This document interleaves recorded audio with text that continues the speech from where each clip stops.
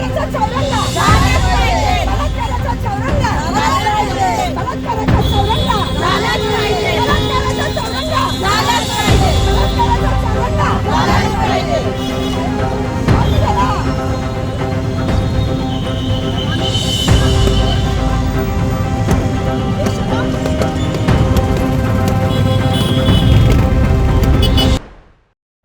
पुणे जिल्ह्यातील दौंडमध्ये घडलेल्या अमानुष घटनेच्या निषेधार्थ पुण्यामध्ये गुलाबो गँगकडून आंदोलन जे आहे ते करण्यात आले. खरं तर माणुसकीला काळिमा फासणारी ही घटना जी आहे ती दौंडमध्ये घडल्याचं पाहायला मिळालं. आपल्यासोबत स्वतः संगीताताई आहेत.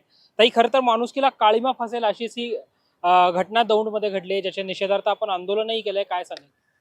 मी सगळ्यात पहिले एक प्रश्न पहिला जनतेला विचारीन. जेव्हा एखादा बलात्कार होतो त्यावेळेस बोलल्या जातं ती एकटी होती, एवढ्या रात्री कशाला मारायला गेली, मित्राबरोबर होती म्हणून मित्रांनी फायदा घेतला, अंधारात होती, कपडे छोटे घातले. चुकीचं आहे ना, हे चुकीचं आहे. अहो, आता ही परिवाराबरोबर होती ना, परिवार होता हिच्या बरोबर, 3-4 लोक, ती मागं बसलेली, वय वर्ष 17 आणि कुठेही मॉडर्न नव्हती, कुठेही एक्स्ट्रा कपडे असे छोटे घातलेले नाही, तरी तिच्यावर अत्याचार झाला. म्हणजे कायदा सुव्यवस्थेची भीती राहिलेली नाहीये. या बलात्कारांचा आणि या मॉलेस्ट करणाऱ्या लोकांचा चौरंगा झाला पाहिजे. जसं छत्रपती शिवाजी महाराजांनी बलात्कारांचे चौरंगे केले होते, जोच तर देवा, भाऊ, दादा आणि भाई कडक शासन करत नाही या लोकांना. फाशी काय आहे, 1 मिनिटात खतम.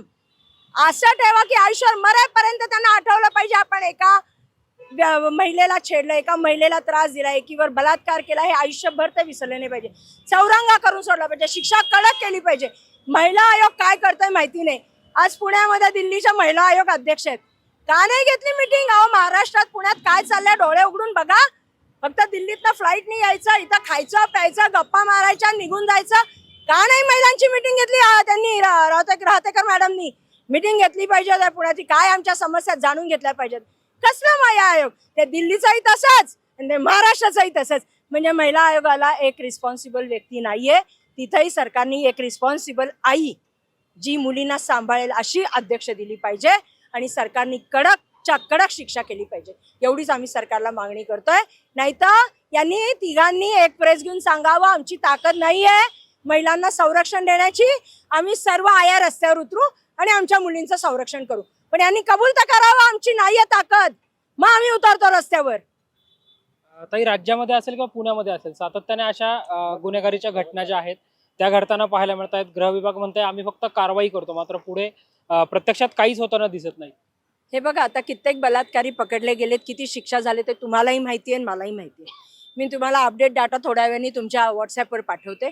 अहो, शिक्षा त्यांना किती लूपहोल्स आहेत आणि त्यांना वाचवणारे वकील पण निर्लज्ज येतो. त्या वकिलाच्या घरात जर बलात्कार झाला तेव्हा त्याला कळेल. कशी बाजू घेता तुम्ही बलात्कारांची?